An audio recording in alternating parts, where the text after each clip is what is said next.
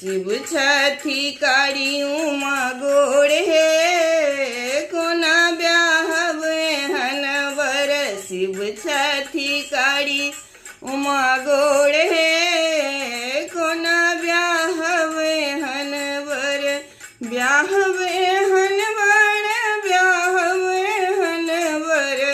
शिव छठी काड़ी उमा गोड़ हे कोना ब्याहवे हनवर।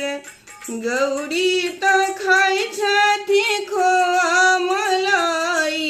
गौरी त खाई छठी खोआ मलाई। शिवजी त खाई भांगक गोले कोना ब्याहवे हनवर।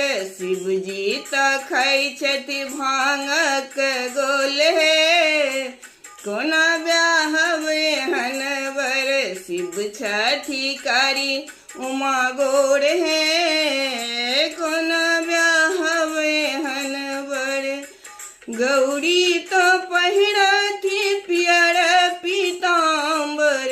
गौरी तो पहिरथी पियर पीताम्बर। शिवजी पहिरथी बाघक छाल हे कोना ब्याहवे हनवर। शिवजी त पहिरथी बाघक छाल हे कोना ब्याहवे हनवर। शिव छठी काड़ी उमा गोड़ हे कोना ब्याह